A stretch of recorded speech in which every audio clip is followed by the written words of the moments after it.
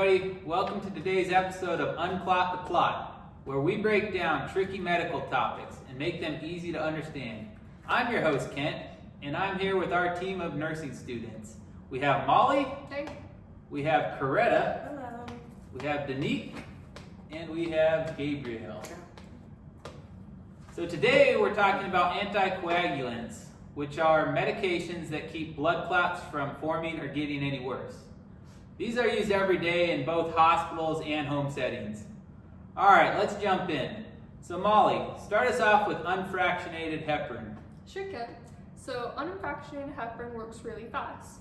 It can be IV onset is immediate. Sub-Q takes about 20 to 60 minutes. It works by activating antithrombin 3, which shuts down clotting factors. We can use it for DVTs, pulmonary embolisms, heart issues, and during procedures. So for nursing implications, we're going to check the baseline APTT, CBC, platelets, and then we're also going to monitor the APTT during therapy, so the blood's into them. We also want to watch for platelets because that can cause heparin-induced thrombocytopenia, or HIT. We also want to assess for the injection sites, systematic reactions, or unexpected bleeding. Right. And teaching includes reporting leg pain, swelling, shortness of breath, and even chest pain. Also, patients should use a soft toothbrush and electric razor. That's right, because contradictions also include heparin-induced thrombocytopenia history, active bleeding, severe hypertension from hemorrhaging, and they should also avoid NSAIDs. They should also report active bleeding right away. And remember, for heparin, protamine sulfate is your reversal agent. So Coretta, how does unfractionated heparin compare to low molecular weight heparin? Okay, Ken. Low molecular weight heparin, such as enoxaparin, has a more predictable anticoagulant effect, mainly targeting factor XA. Because it's predictable, we don't need to monitor APTT, but we still need to access for bleeding and check for renal functions because dosing depends on kidney status. We use it in a lot of after surgeries to prevent DVTs.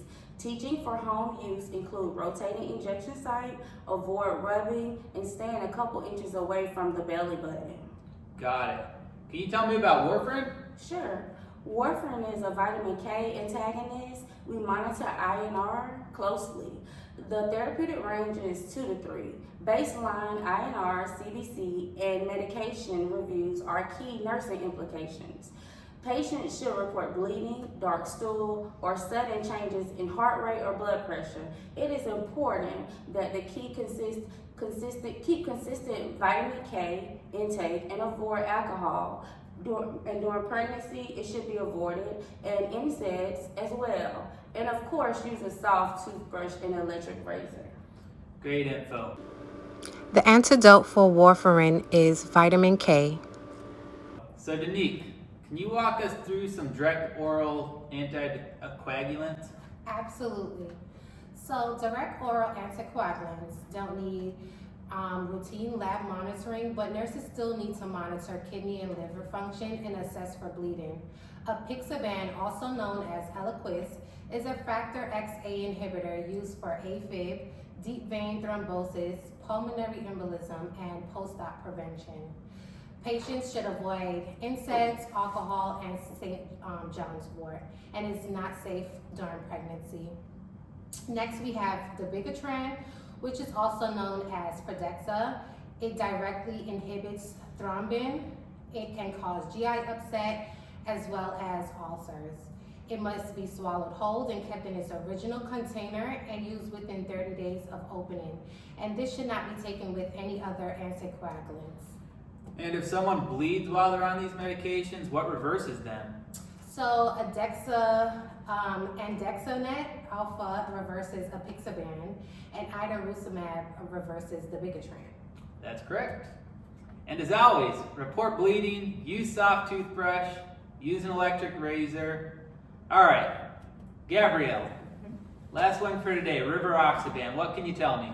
Alrighty, rivaroxaban, or Xarelto, is also factor XA inhibitor. It's used for AFib, DVT, and PE. No routine labs are needed, but nurses should monitor baseline and periodic liver and kidney function. It's contraindicated for people with severe liver or kidney impairment. ATI says doses of 15 milligrams or higher must be taken with food at the same time every day. Patients should avoid NSAIDs and herbal supplements like garlic and saw palmetto. Bleeding is the main concern. Great job. So let's wrap this episode up with a real world case from the Journal of Orthopedic Case Reports. So in this case, they looked at a 67-year-old woman who had a PICC line placed, which ultimately led to a DVT in her arm.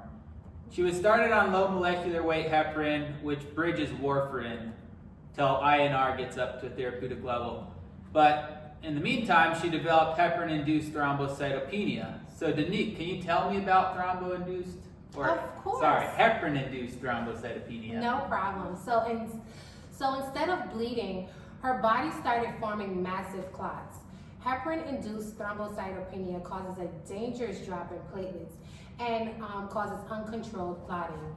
Yeah. So in her case, she developed phlegmasia ceruleus dolens, compartment syndrome, a pulmonary embolism, an aortic clot, and renal function. So she had a lot of clotting going on. Unfortunately, even after stopping the heparin, the thrombosis was too advanced and she required an amputation. Gabrielle, can you tell me how we can monitor for heparin-induced thrombocytopenia? Sure can. To monitor thrombocytopenia, nurses can watch for sudden platelet drops, new or worsening clots, skin necrosis, chest pain or shortness of breath, acute changes in circulation.